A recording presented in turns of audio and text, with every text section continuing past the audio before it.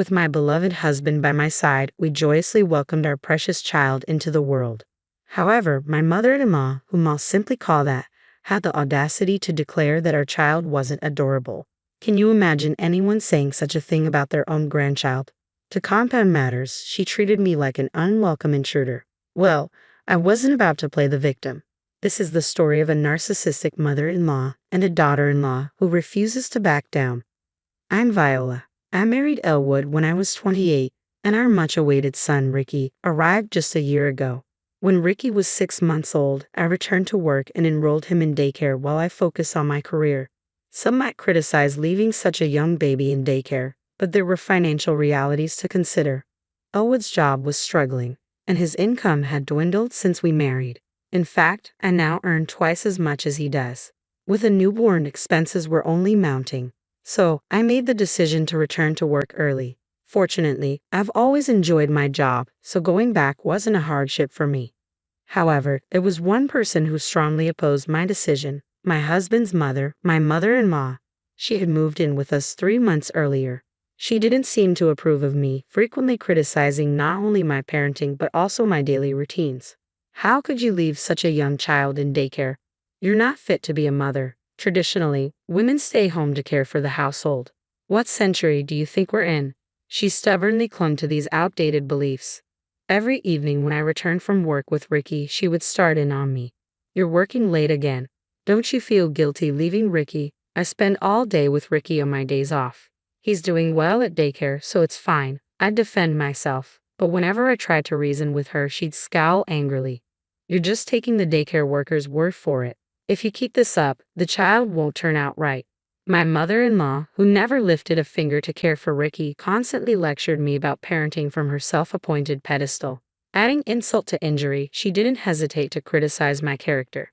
I regret living with a daughter-in-law like you who only cares about work. Why did my son Elwood marry someone like you? I'm stressed out every day. It's driving me crazy. This time, I had finally reached my limit. If it's that unbearable, should we reconsider living together? You know why we agreed to this arrangement, don't you? There was a backstory to why my mother-in-law moved in with us. Originally, she lived in her husband's home until he had a serious traffic accident that left him paralyzed from the waist down. Later, it was discovered he also had dementia, making it impossible for her to care for him alone. Reluctantly, she moved him to a care facility. She then insisted we move in with her, but both my husband and I had jobs. Given our daily commutes, relocating from our current home was simply not feasible. Then one day, without warning, my mother-in-law moved her belongings into our house and made herself at home. It was clear that this living arrangement was not something we had agreed upon. She had taken it upon herself to impose it upon us. It was an unwelcome intrusion.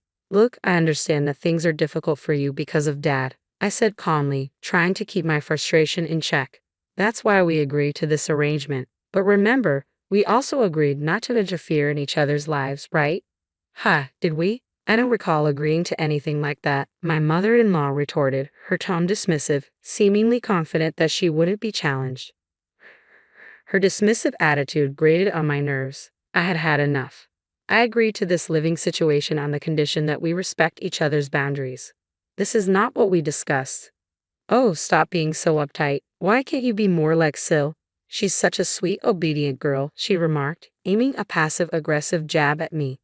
Sil is my sister-in-law, married to my brother-in-law. She's known more for her cunning nature than any outright character flaws. Upon marrying my brother-in-law, she promptly became a full-time housewife and won my mother-in-law's favor. Without her consent, mother-in-law would often invite her over and they would gossip about me behind my back. Did you hear? Viola is still working, mother-in-law would remark. Oh my, really? Ricky is so young. It's hard to believe she manages that, Sil would chime in. You're so clever, unlike Viola who hasn't chosen to be a full-time housewife, mother-in-law would reply, emphasizing the contrast between us. I won't have to worry when you have a child, I assured my mother-in-law respectfully. I'll do my best. Their petty arguments continued incessantly.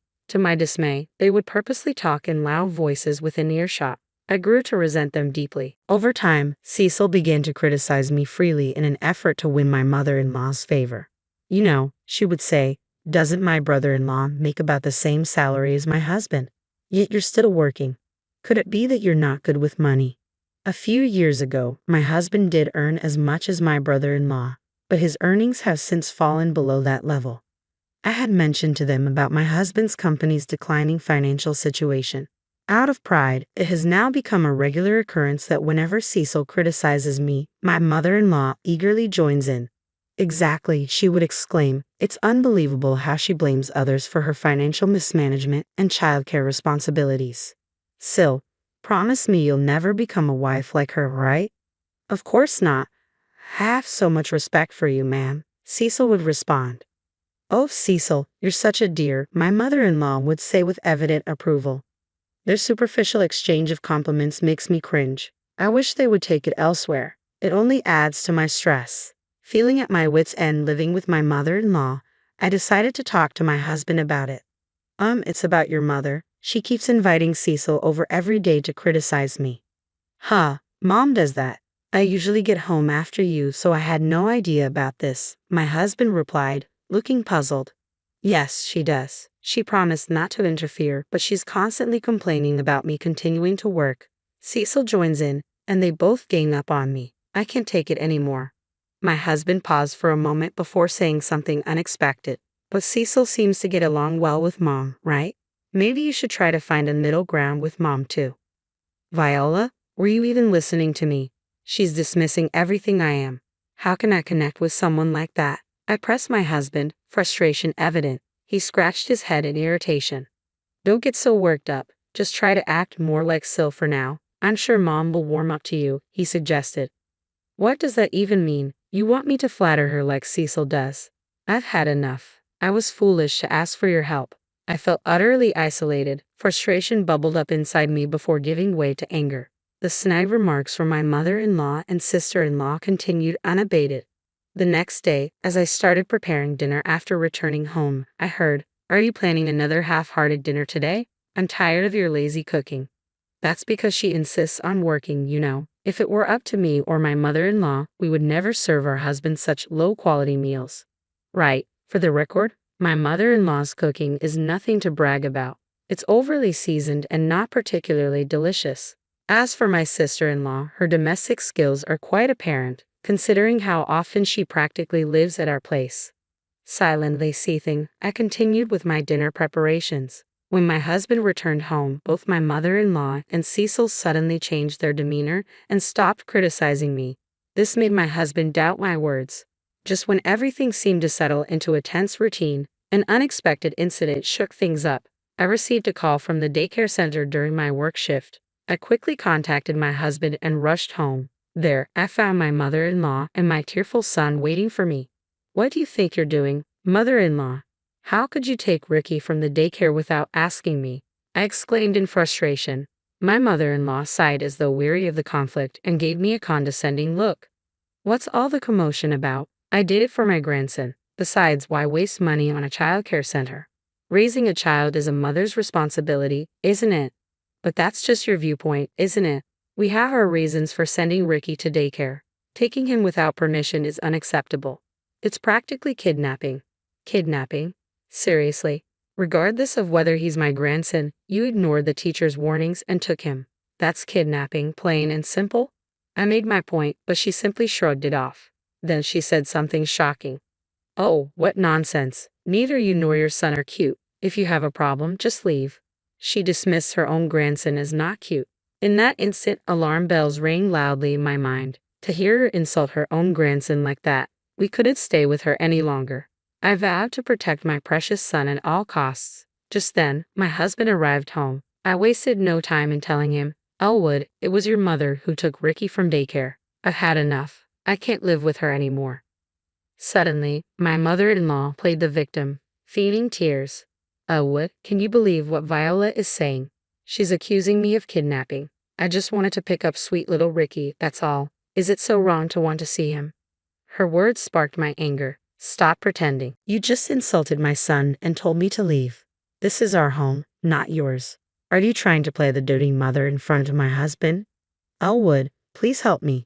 Viola is always attacking me, my mother-in-law pleaded, turning to my husband. Watching her dramatic act, I couldn't help but find the situation absurd. If my husband chose to side with her over this poorly staged performance, I knew then it would be just my son and me moving forward together. The first to break the tense silence was my husband. First, I need to talk with Viola. Mom, please go back to your room, he said firmly. This unexpected stand from my husband, who usually sided with his mother, widened her eyes in surprise. What are you saying?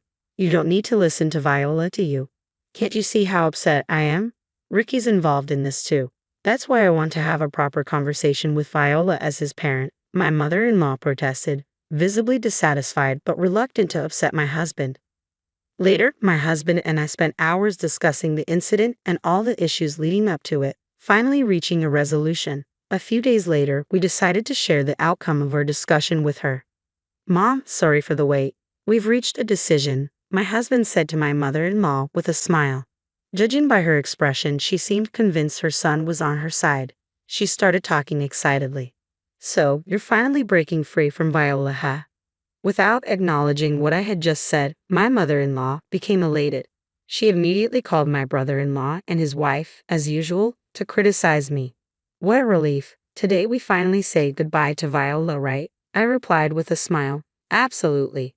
Well then, hurry up and leave and take that not-so-cute kid who looks just like you with you. This house will be for me, Elwood, Derek, and Tall from now on. Let's go, Viola. My husband finally spoke up after remaining silent. Excuse me. Let's go, Elwood. What? What? My mother-in-law seemed bewildered, repeating what? Several times. My husband and I began packing our things, preparing to leave with our son. That's when my mother-in-law intervened. Wait, Elwood, what's happening? We're supposed to live together in this house, right? What are you talking about? My husband turned to her with a stern look. I'm leaving with Viola. I can't tolerate your behavior any longer. My mother-in-law trembled, then collapsed. Why? Why would you take her side? I heard everything from the daycare center teacher. How you took Ricky without permission, yelled at the staff, and spoke ill of Viola. Everything. I never expected you to stoop so low, Mom, my husband said sternly. You've caused enough damage by surrounding yourself with people who only echo your views. Enjoy your life with them. He took my hand and said, let's go, guiding me out of the house. Throughout our departure, my mother-in-law called up to him, crying. On our way to our new home, my husband apologized. I'm sorry. I should have realized sooner. I hope you can forgive me.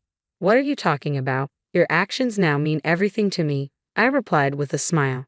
Knowing he believed and supported me over his mother was deeply reassuring. Since then, we have cut ties with my mother-in-law and my brother-in-law's family, and we have found peace in our daily lives once again.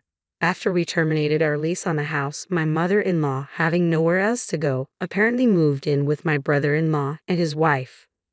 With her presence adding financial strain, my brother-in-law's income became insufficient. Consequently, Cecil had to find a job, leaving my mother-in-law alone at home. There was no one left for her to gossip with or about. Even her once close relationship with Cecil turned sour, leading to constant arguments. I have to work because of you, mother-in-law. Oh, spare me. What, so now it's my fault? Leave, you old hag. Upon hearing Cecil's true feelings, her husband seemed to have lost his affection for her. I heard they're going through a divorce. Once free to act charming in front of my husband, Cecil's newfound workload and irritability have revealed her true nature. No matter how tough things get for them, I have no desire to reconnect with my mother-in-law. From now on, my husband, my son, and I will focus on building a happy home together.